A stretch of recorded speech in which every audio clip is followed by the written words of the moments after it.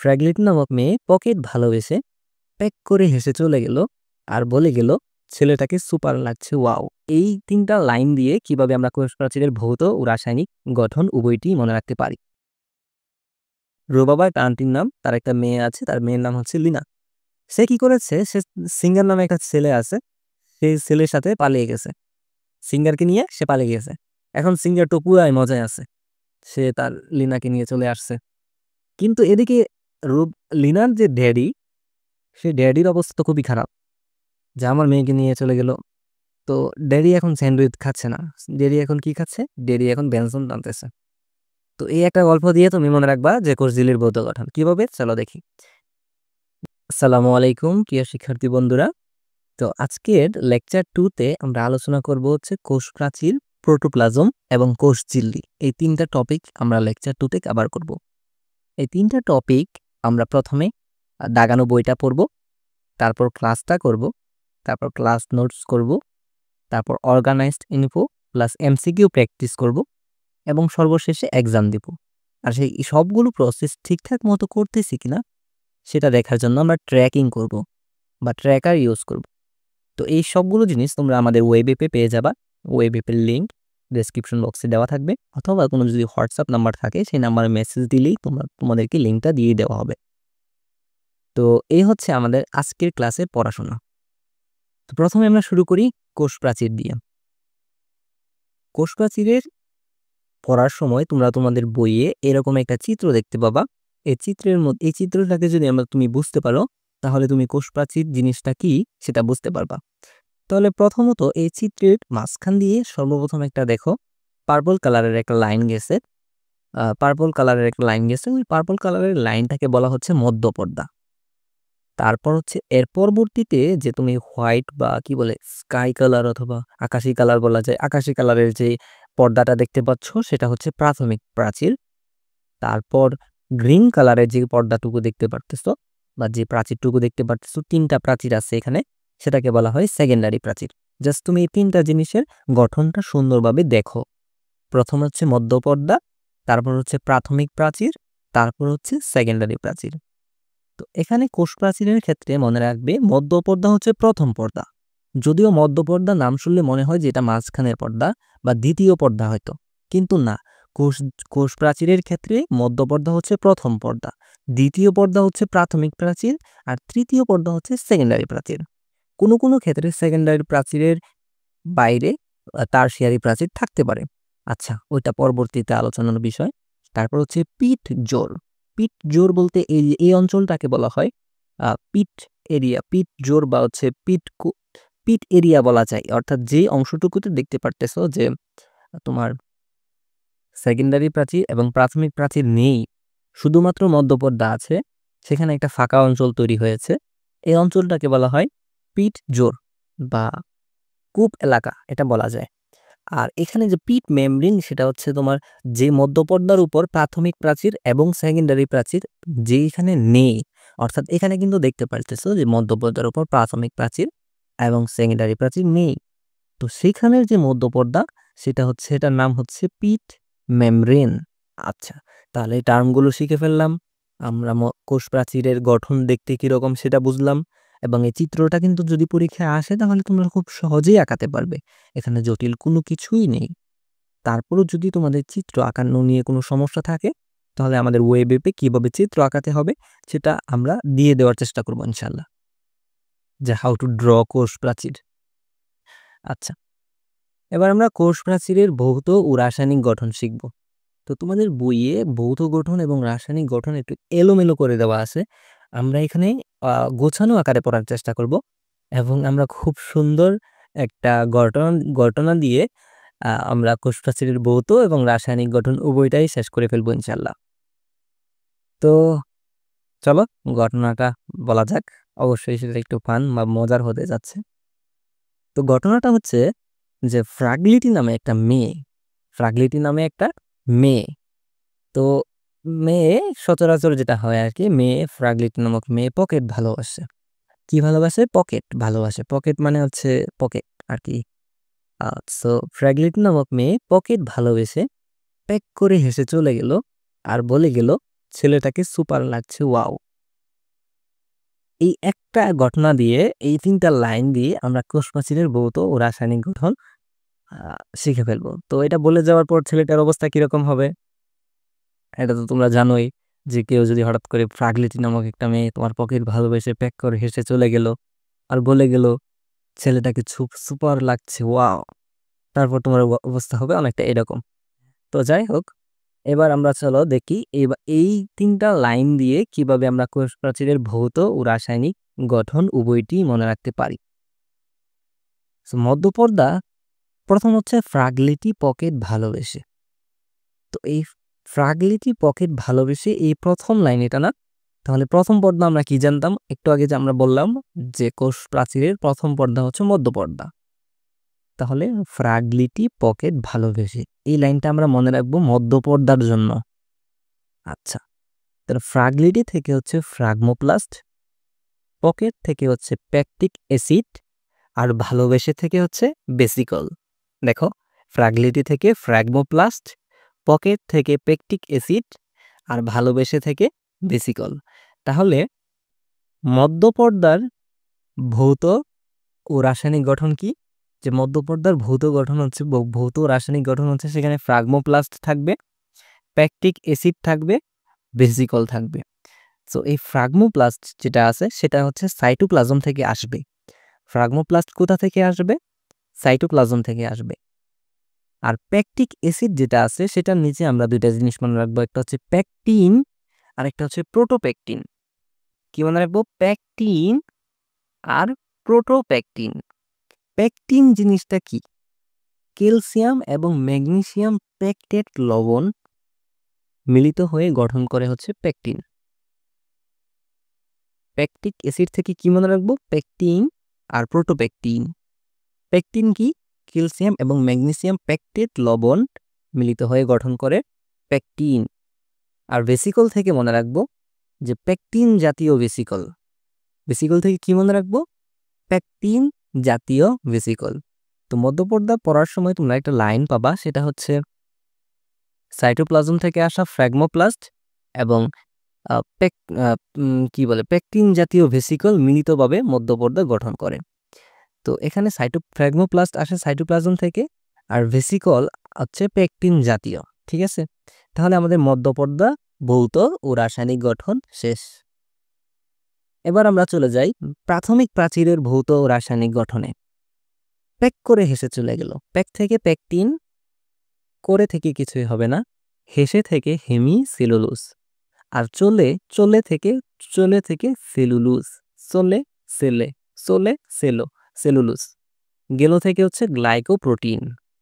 তো এভাবে আমরা প্রাথমিক প্রাচীরের ভৌত ও রাসায়নিক গঠনটাও শিখে ফেললাম যে কি কি থাকবে প্রাথমিক প্রাচীরে। প্যাকটিন থাকবে, হেমিসেলুলোজ থাকবে, সেলুলোজ থাকবে, গ্লাইকোপ্রোটিন থাকবে। তবে তোমাদের বইয়ে হেমিসেলুলোজ, সেলুলোজ এবং গ্লাইকোপ্রোটিন এই তিনটাকেই বেশি প্রাধান্য দেওয়া হয়েছে। তো হেমিসেলুলোজের মধ্যে বিভিন্ন রকম পলিস্যাকারাইড থাকবে, যেমন জাইলান্স, অ্যারাবান্স, গ্যালাকটান্স ইত্যাদি পলিস্যাকারাইড থাকবে। কোথায় থাকবে এটা? হেমিসেলুলোজের মধ্যে।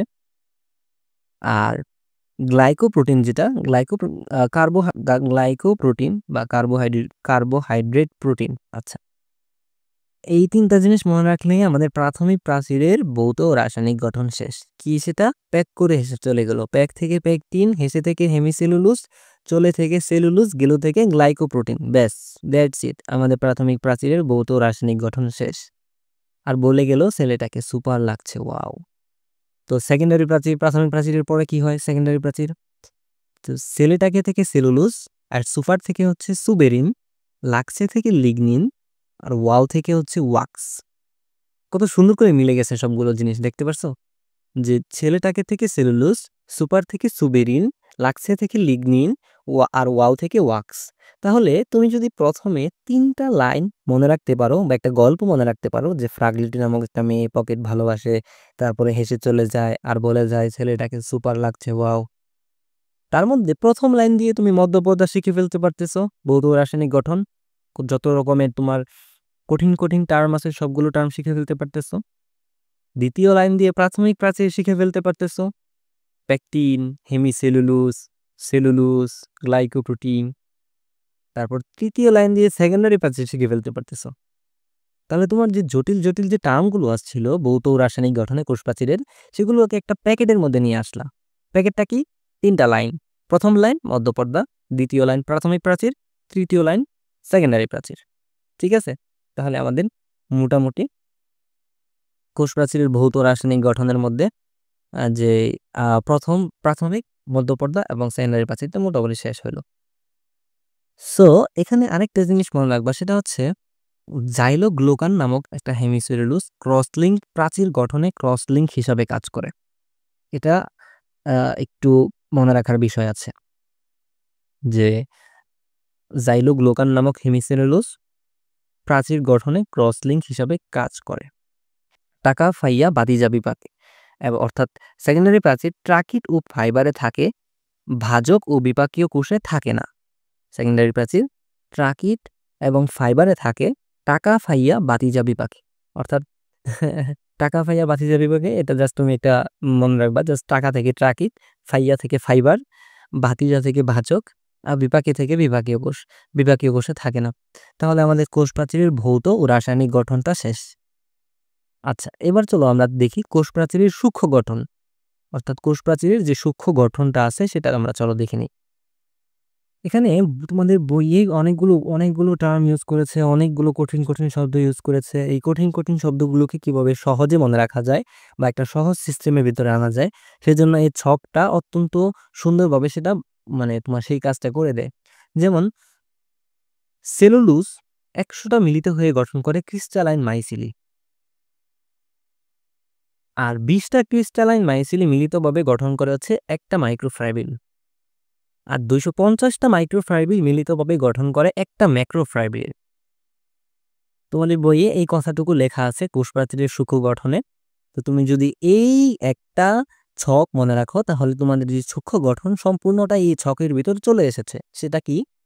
সেটা হচ্ছে সেলুলোজ 100টা মিলিতভাবে গঠন করে ক্রিস্টালাইন মাইসিলি, 20টি ক্রিস্টালাইন মাইসিলি মিলিতভাবে গঠন করে একটি মাইক্রোফাইব্রিল, আর 250টি মাইক্রোফাইব্রিল মিলিতভাবে গঠন করে একটি ম্যাক্রোফাইব্রিল। ঠিক আছে? এখানে সেলুলোজ হচ্ছে কোষ প্রাচীরের প্রধান উপাদান, আর মাইসিলি হচ্ছে ক্ষুদ্রতম গাঠনিক একক। বুঝতে পারছো? আর মাইক্রোফাইব্রিল হচ্ছে কোষ প্রাচীর গঠনের মূল একক। ক্ষুদ্রতম গাঠনিক একক হচ্ছে মাইসিলি, আর মাইক্রোফাইব্রিল হচ্ছে কোষ প্রাচীর গঠনের মূল একক, আর ম্যাক্রোফাইব্রিল কোষ প্রাচীরের মুখ্য গঠনমূলক একক। ঠিক আছে? এভাবে আমরা এই পুরা কোষ প্রাচীরের সূক্ষ্ম গঠনটা শিখে ফেললাম। এবার চলো আমরা সাধারণত উদ্ভিদ কোষ প্রাচীরের উপাদান, এখানে আবার তোমার কোষ প্রাচীরের ভৌত গঠন শিখলাম, রাসায়নিক গঠন শিখলাম। এবার তোমার আবার আরেকটা টপিক, আবার আরেকটা লাইন তোমরা দেখতে পাবা যে সাধারণত উদ্ভিদ কোষ প্রাচীরের উপাদান। এই লাইনটাও আমাদের একটা ছন্দের মাধ্যমে আমরা শিখে ফেলবো। সেটা হচ্ছে, ছেলেটি প্যাক করে হেসে চলে গেল। তখন কে হেসে চলে গিয়েছিল? ফ্র্যাগলিটি। আর এখানে কে হেসে চলে গেছে? ছেলেটি প্যাক করে হেসে চলে গেল। সেলটি থেকে সেলুলোজ, প্যাক থেকে প্যাকটিন, হেসে থেকে হেমিসেলুলোজ, আর চলে থেকে কিছুই হবে না। চলে থেকে সেলুলোজ ছিল, বাট সেলুলোজ কিন্তু প্রথমেই চলে এসেছে, তাই চলে এখানে ক্রস যাবে, এবং গেল থেকে গ্লাইকোপ্রোটিন। দেখো, প্রথমটা হচ্ছে 40, তারপরেরটা 30, তারপরেরটা 20, তারপরেরটা 10, অর্থাৎ এক করে কমতেছে। তোমার শুধু মনে রাখতে হবে সেলুলোজ কথাটা। প্রথমে মনে রাখতে হবে ছেলেটি প্যাক করে হেসে চলে গেল, এটা মনে রাখলেই তুমি সেলুলোজ 40% থাকে এটা মনে রাখতে পারবা।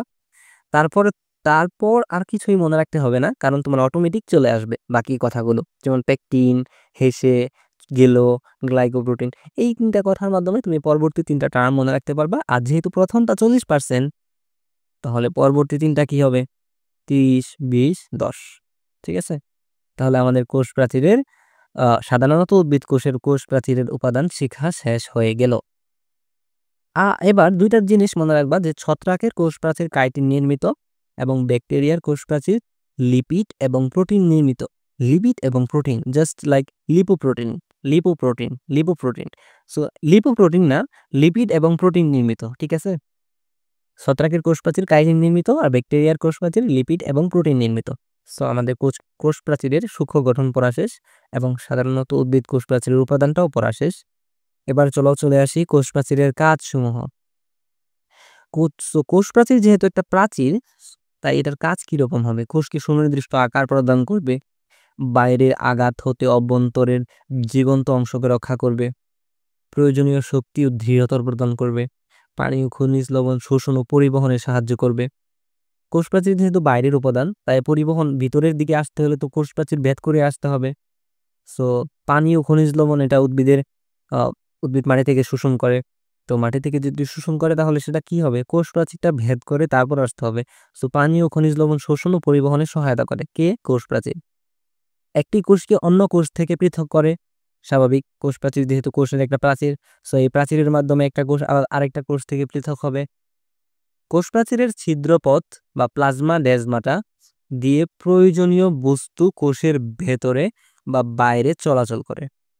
আর প্লাজমা ডেজমাটা আন্ত উদ্দীপনার পরিবহক রূপে কাজ করে। সো এখানে তারপর আমরা যদি প্রোটোপ্লাজমে চলে আসি, এই জাস্ট তুমি কোষ প্রাচীরের কাজগুলো তুমি একবার পড়ে ফেললেই তোমার মনে থাকবে, আশা করি ভুলার সম্ভাবনা খুবই কম। আর তোমাদের বইয়ে প্লাজমা ডেজমাটা সম্পর্কে কিছু বলা হয়েছে। দুটি পাশাপাশি কোষের প্রাচীরের সূক্ষ্ম ছিদ্রপথে নলাকার সাইটোপ্লাজমিক সংযোগ স্থাপিত হয়, একে প্লাজমা ডেজমাটা বা প্লাজমা ডেজমা বলে।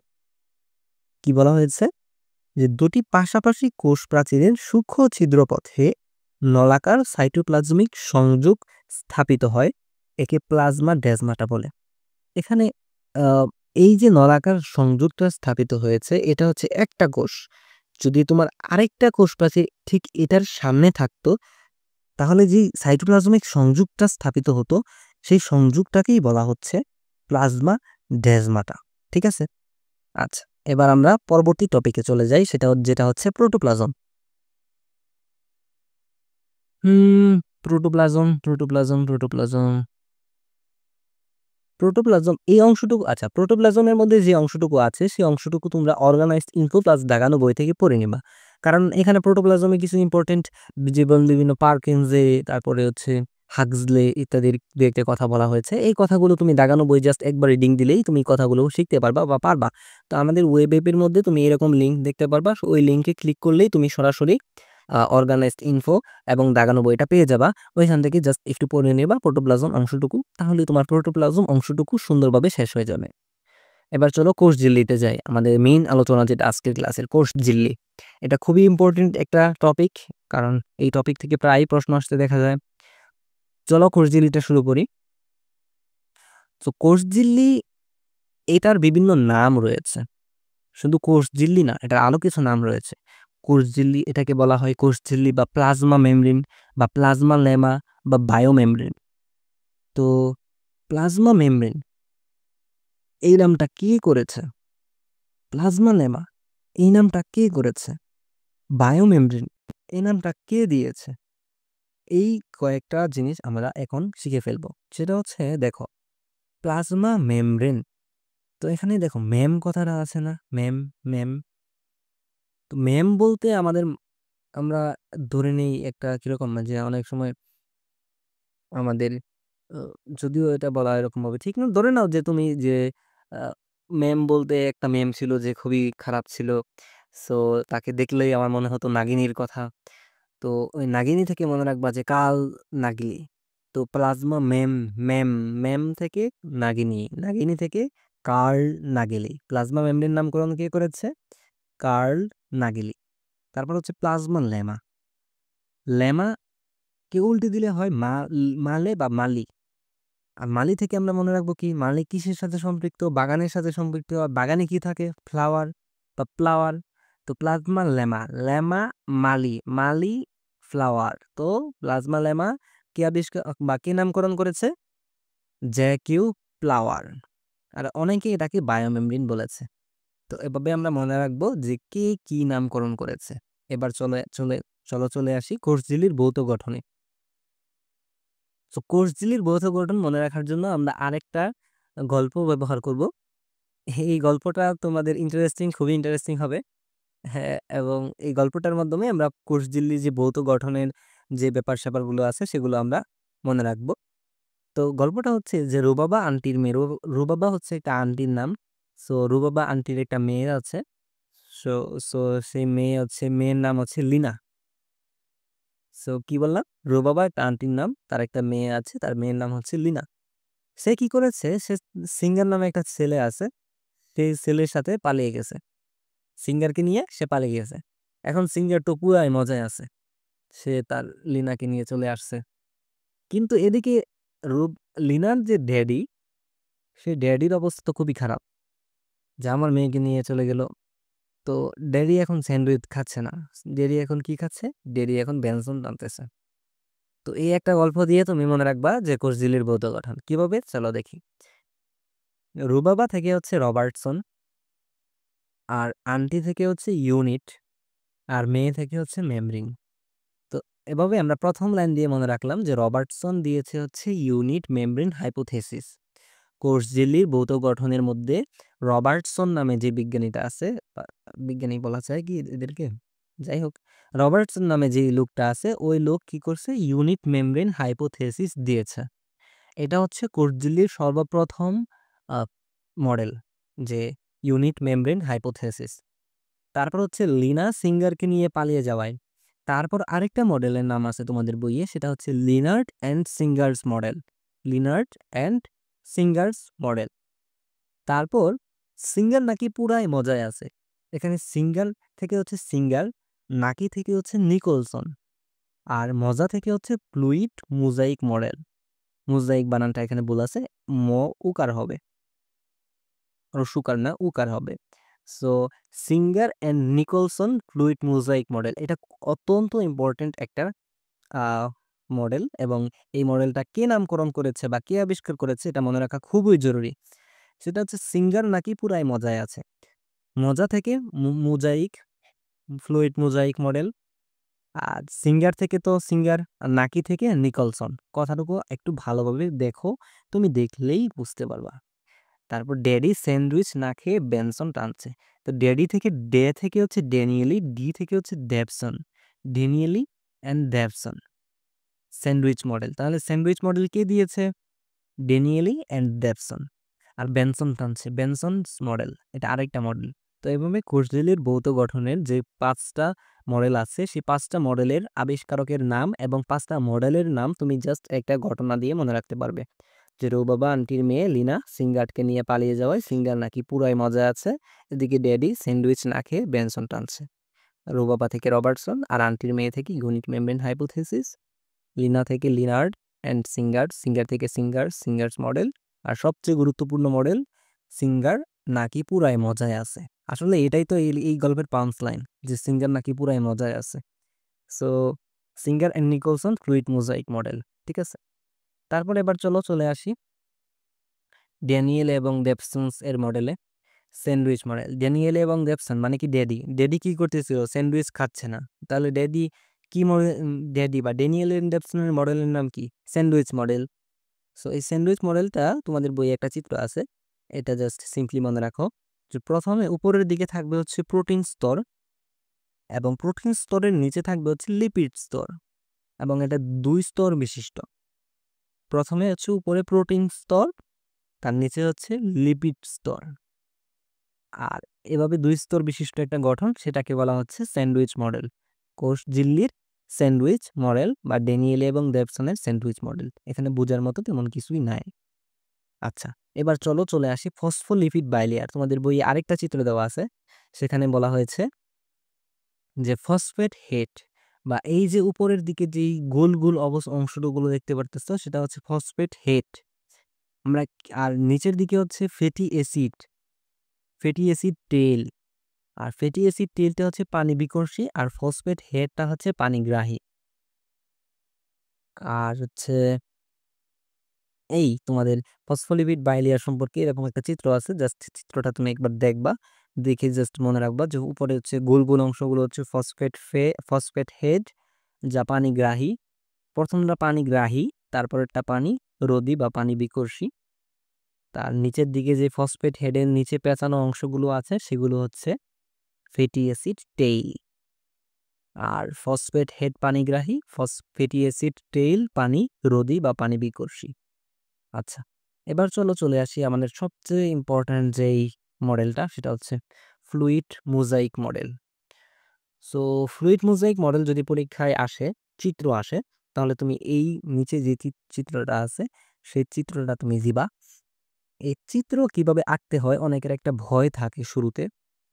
চিত্র আঁকা খুবই সিম্পল, তারপরেও আমার মতো অনেকে যারা আছে, যারা ইন্টারমিডিয়েটে চিত্র আঁকা নিয়ে অনেক বেশি প্যারা খায়, তারা খেয়াল করবে যে আসলে চিত্র আঁকা নিয়ে আমাদের একটা ভয় কাজ করে। যদিও ব্যাপারটা যে একদম সিম্পল, কয়েকটা গোল দিবা, তারপর একটা জাস্ট দাগ দিবা, শেষ। কিন্তু আমাদের ভিতর যে ভয় কাজ করে, ওই ভয়ের কারণে আমরা এইটা কাটিয়ে উঠতে পারি না, ওই ভয়টা কাটিয়ে উঠতে পারি না, যার কারণে চিত্র আঁকা আমাদের এই জন্য একটা নাইটমেয়ার হয়ে যায়। তো এই জন্য ফ্লুইড মোজাইক মডেলটা কিভাবে আঁকতে হবে সেটার জন্য আমি তোমাকে ওয়েব অ্যাপের মধ্যে একটা লিংক দিয়ে দিব, যে how to draw fluid mosaic model. আচ্ছা, এবার চলো আমরা মডেলটা দেখি। এই মডেলের মধ্যে অনেকগুলো টার্ম আছে, এই টার্মগুলো তোমার এখন দেখার দরকার নাই, কোনো দেখার দরকার নাই। আমরা চলে যাই পরবর্তী স্লাইডে। এই মডেলের মধ্যে 4টা জিনিস আছে। কয়টা জিনিস? 4টা জিনিস। একটা হচ্ছে ফসফোলিপিড, আরেকটা হচ্ছে প্রোটিন, আরেকটা হচ্ছে গ্লাইকোকেলিক্স, আরেকটা হচ্ছে কোলেস্টেরল। কি বললাম? ফসফোলিপিড, প্রোটিন, গ্লাইকোকেলিক্স আর কোলেস্টেরল। ফসফোলিপিড কোনগুলো দেখো? লাল এবং নীল। দেখো, লাল করা যে মাথাগুলো দেওয়া আছে গোল করে, আর নিচে যে নীল করা অংশটুকু আছে সেটা হচ্ছে ফসফোলিপিড। তুমি দেখতেই পারতেছো যে ফসফোলিপিড। আচ্ছা, আগে প্রথমে আমরা চিনে নেই যে কোনটা কি। তারপর গ্লাইকোকেলিক্স। দেখো, বাম দিকে যে অংশটুকু আছে উপরে যে শিকড়ের মতো, সেটাকে গ্লাইকোকেলিক্স। এটা হচ্ছে গ্লাইকোপ্রোটিন, গ্লাইকোলিপিড, গ্লাইকোকেলিক্স। গ্লাইকোপ্রোটিন আর গ্লাইকোলিপিডকেই সম্পৃক্তভাবে বলা হয়ে যাচ্ছে গ্লাইকোকেলিক্স। বুঝতে পারছো? যে উপরের যে দেখো বাম দিকে শিকড়ের মতো অংশটুকু আছে সেটাকে আমরা বলতেছি গ্লাইকোলিপিড, আর এর পাশেরটাকে বলতেছি গ্লাইকোপ্রোটিন। তো এই দুইটাকে মিলিতভাবে বলতেছি হচ্ছে গ্লাইকোকেলিক্স। তারপর হচ্ছে প্রোটিন। প্রোটিন, দেখো চিত্রের মধ্যে দেখতে পারতেছো যে প্রোটিন 3 প্রকারের থাকবে। একটা হচ্ছে পেরিফেরাল প্রোটিন, যেটা আমরা নিচের দিকে দেখতে পারতেছি। তারপর হচ্ছে ইন্টিগ্রাল প্রোটিন, যেটা একটা সুন্দর বড় বক্সের মতো গঠন, সেটা হচ্ছে ইন্টিগ্রাল প্রোটিন। আর লিপিড সম্পৃক্ত প্রোটিন উপরের দিকে চিত্রের মধ্যে সুন্দর করে দেওয়া আছে, লিপিড সম্পৃক্ত প্রোটিন প্রোটিন কোনটা। তারপর হচ্ছে কোলেস্টেরল। জি, কোলেস্টেরল। দেখো, কোষ প্রাচীরে, কোষ ঝিল্লির মাঝখানে, অর্থাৎ ফসফোলিপিড এর মাঝখানে যে একটা কি কালার, এটা পার্পল কালারের যে গঠনটা দেখতে পারতেছো, সেটা হচ্ছে কোলেস্টেরল। তো এই 4টা জিনিস উপরের ফ্লুইড মোজাইক মডেলে আছে। তো পরীক্ষায় যদি ফ্লুইড মোজাইক মডেলটা আসে, তাহলে তুমি প্রথমে চিত্রটা দিবা, তারপর একটা একটা করে 4টা নাম লিখবা: ফসফোলিপিড, প্রোটিন, গ্লাইকোকেলিক্স আর কোলেস্টেরল। ফসফোলিপিড দেখো 2 স্তর বিশিষ্ট।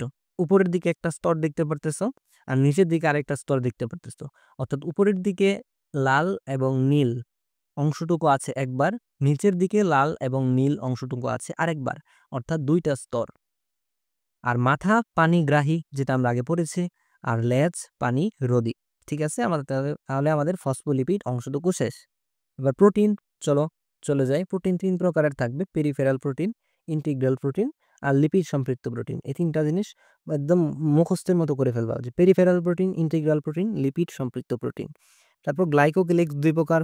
গ্লাইকোকেলিক্স জিনিসটা আসলে কি? গ্লাইকোকেলিক্স জিনিসটা হচ্ছে কার্বোহাইড্রেট বা চিনির স্তর, এটাকেই বলা হয় গ্লাইকোকেলিক্স। আর গ্লাইকোকেলিক্স কি, কোন 2টা জিনিস মিলিতভাবে গ্লাইকোকেলিক্স গঠন করে? গ্লাইকোপ্রোটিন আর গ্লাইকোলিপিড। আচ্ছা, তাহলে আমাদের ফসফোলিপিড শেষ, প্রোটিন শেষ, গ্লাইকোকেলিক্স শেষ। এবার চলে আসি কোলেস্টেরলে। কোলেস্টেরল হচ্ছে লিপিড জাতীয় এবং প্রাণী কোষে বেশি থাকে। কোলেস্টেরল সম্পর্কে 2টা জিনিস মনে রাখবা, একটা হচ্ছে লিপিড জাতীয় এবং প্রাণী কোষে বেশি থাকে। তাহলে আমাদের ফ্লুইড মোজাইক মডেলটা মোটামুটি শেষ। আর হচ্ছে প্রোটিন থাকে। প্রোটিন কোথায় থাকে? প্রোটিন থাকে হচ্ছে গাঠনিক উপাদান হিসাবে, বাহক প্রোটিন হিসাবে এবং এনজাইম হিসাবে। প্রোটিনের অংশে এই 3টা কথা লিখতে পারো চাইলে, না লিখলেও খুব বেশি আহামরি সমস্যা হওয়ার কথা না। তাহলে আমাদের কোষ প্রাচীরের কোষ ঝিল্লির ফ্লুইড মোজাইক মডেল অংশটুকু শেষ। এবার কিছু ইম্পর্টেন্ট টার্ম পড়বো এবং কোষ ঝিল্লির রাসায়নিক গঠন পড়বো। সো ইম্পর্টেন্ট টার্মের মধ্যে রয়েছে flip flop movement. Flip flop movement জিনিসটা কি? ফসফোলিপিডের যে কণাগুলো আছে সেই কণাগুলো একই জায়গায় স্থির না থেকে নিজ অক্ষের উপর ঘুরে একই স্তরে জায়গা পরিবর্তন করে। অর্থাৎ এখানে যে লাল এবং নীল অর্থাৎ ফসফোলিপিড এর যে কণাগুলো আছে অর্থাৎ প্রত্যেকটা ইন্ডিভিজুয়াল লাল এবং নীল অংশগুলো এক জায়গায় কখনো তারা স্থির থাকে না, একটার সাথে আরেকটা জায়গা পরিবর্তন করে তাদের নিজ অক্ষের উপর ঘুরে। তুমি কথার মধ্যে এত খুব বেশি ফোকাস দেওয়ার দরকার নাই, জাস্ট এটা মনে রাখো যে একটা ইন্ডিভিজুয়াল ফসফোলিপিড আরেকটা ফসফোলিপিডের সাথে জায়গা বদল করে নিজ অক্ষের উপর ঘুরে, আর এই ব্যাপারটাকে বলা হয় ফ্লিপ ফ্লপ মুভমেন্ট। শেষ। তারপর হচ্ছে fluid mosaic model. Fluid mosaic model কেন বলা হয় এটাকে? ফসফোলিপিডের যে কণাগুলো তরল পদার্থের মতো দেখায় এবং অন্যান্য উপাদান মোজাইকের মতো দেখায়। এখানে লেখার মধ্যে আমাদের স্লাইডে খুব মারাত্মক কিছু ভুল হয়েছে, এই ভুলগুলো একটু সংশোধন করে নিয়ে তোমরা যখন খাতায় লিখবে, সেটা হচ্ছে ফসফোলিপিডের কণাগুলো তরল পদার্থের মতো দেখায় এবং অন্যান্য উপাদান মোজাইকের মতো দেখায়। সো দেখো ফসফোলিপিডের কণাগুলো, এটা তাদের একটা এজাম্পশন যে ফসফোলিপিডের যে কণাগুলো আছে সেগুলো তরল পদার্থের মতো, আর অন্যান্য যে উপাদান আছে গ্লাইকোপ্রোটিন, লিপিড, লিপিড সমৃদ্ধ প্রোটিন, এগুলো হচ্ছে তোমার মোজাইক। মোজাইক তো বুঝোই, ঘরের মেঝেতে যেই ছোট ছোট দাগ থাকে ওইটাকে বলা হয় মোজাইক আর কি। আচ্ছা, তারপর হচ্ছে আইসবার্গ মডেল। এই মডেলের আরেকটা নাম হচ্ছে আইসবার্গ মডেল, অর্থাৎ ফ্লুইড মোজাইক মডেলের আরেকটা নাম হচ্ছে আইসবার্গ মডেল। লিপিড অণুর মধ্যে প্রোটিনের বিন্যাসকে সিঙ্গার এবং নিকলসন সমুদ্রতলে ভাসমান হিমশৈলের সঙ্গে তুলনা করেছেন, তাই এর নাম দেওয়া হয় আইসবার্গ মডেল। লিপিড অণুর মধ্যে প্রোটিনের বিন্যাস, অর্থাৎ লিপিড অণুটাকে মনে করা হচ্ছে পানির মতো আর প্রোটিনটাকে মনে করো বরফের মতো। সিঙ্গার এবং নিকলসন সমুদ্রতলে ভাসমান হিমশৈলের সঙ্গে তুলনা করেছেন। খেয়ে দেয়ে কাজ নাই, তাই আর কি এই অবস্থা যে লিপিডটাকে আমরা কিসের সাথে তুলনা করব? বরফ, সমুদ্রের সাথে। আর প্রোটিনটাকে তুলনা করব হচ্ছে বরফখণ্ডের সাথে, যে সমুদ্রের মধ্যে বরফখণ্ড বাঁচতেছে। তাহলে আমরা বুঝতে পারবো এই মডেলের নাম আইসবার্গ মডেল। আচ্ছা, তাহলে আমাদের ইম্পর্টেন্ট 3টা টার্ম পড়া শেষ। এবার চলে আসি কোষঝিল্লির রাসায়নিক গঠনে। কোষঝিল্লির রাসায়নিক গঠনের মধ্যে তুমি জাস্ট 3টা জিনিস মনে রাখো। একটা হচ্ছে প্রোটিন, লিপিড আর পলিস্যাকারাইড। প্রোটিন, লিপিড, লিপোপ্রোটিন আর পলিস্যাকারাইড। লিপোপ্রোটিন আর পলিস্যাকারাইড জাস্ট মনে রাখার জন্য বলবা, বাট মেইনলি হচ্ছে প্রোটিন, লিপিড এবং পলিস্যাকারাইড, এই 3টা অংশ মিলিতভাবে গঠন করে কোষঝিল্লির রাসায়নিক গঠন। সো প্রোটিন থাকে 60 থেকে 80%, লিপিড থাকে 20 থেকে 40% এবং পলিস্যাকারাইড থাকে 4 থেকে 5%। তুমি যখন হিসাব করবা তখন দেখবা প্রোটিন আর লিপিড দুটা মিলিতভাবে 100% হয়ে যায়। বাকি 4 থেকে 5% কোথা থেকে আসে সেটা আমি নিজেও জানি না, তবে যেটা তোমাদের বইয়ে দেওয়া আছে সেটাই আমি তোমাদের এখানে তুলে দিলাম, যে প্রোটিন, লিপিড এবং পলিস্যাকারাইড। প্রোটিন থাকে 60 থেকে 80%, লিপিড থাকবে 20 থেকে 40% এবং পলিস্যাকারাইড থাকবে 4 থেকে 5%। এবার বলা হয়েছে যে লিপিড ফসফোলিপিড হিসেবে থাকবে। লিপিড কি হিসেবে থাকবে? ফসফোলিপিড হিসেবে থাকবে। লিপিড হিসেবে থাকবে না, সে হয়ে যাবে ফসফোলিপিড। আর ফসফোলিপিড মোট 5 প্রকারের থাকবে। 5 প্রকারের মধ্যে একটি হচ্ছে সরল ফসফোলিপিড, আর 4টি হচ্ছে জটিল ফসফোলিপিড। তো সরল ফসফোলিপিডের নাম হচ্ছে ফসফোটাইডিক অ্যাসিড, আর জটিল যে 4টি ফসফোলিপিড আছে সেটা হচ্ছে তার মধ্যে সেই 4টার নাম বলা হয়নি তোমাদের বইয়ে, তবে বলা হয়েছে লেসিথিন নামক ফসফোলিপিড জটিল ফসফোলিপিডের মধ্যে প্রধান। 4টি জটিলের মধ্যে লেসিথিন নামক ফসফোলিপিড হচ্ছে প্রধান এবং অর্ধেকের বেশি থাকবে এই লেসিথিন নামক ফসফোলিপিড। জাস্ট এই ছকটা মনে রাখলেই তোমার কোষঝিল্লির রাসায়নিক গঠনটা শেষ। এবার 2টা জিনিস মনে রাখবে, সেটা হচ্ছে মোট শুষ্ক ওজনের 75 ভাগই হচ্ছে লিপিড। কোনো ক্ষেত্রে আরএনএ থাকতে পারে। কোথায় থাকতে পারে আরএনএ? পেঁয়াজের কোষে। পেঁয়াজের কোষে কোনো ক্ষেত্রে আরএনএ থাকতে পারে। এই কথাটুকু মনে রাখবে যে কোনো ক্ষেত্রে পেঁয়াজের কোষে অর্থাৎ কোনো ক্ষেত্রে আরএনএ থাকতে পারে। উদাহরণ হিসেবে বলা হয়েছে পেঁয়াজের কোষে। ঠিক আছে? আচ্ছা, এবার চলে যাই কোষ ঝিল্লির বিভিন্ন অবস্থা। তো তোমাদের বইয়ে কোষ ঝিল্লির ৪ টা অবস্থার কথা বলা হয়েছে। একটা হচ্ছে microvilli, desmosome, phagocytic vesicle, pinocytic vesicle.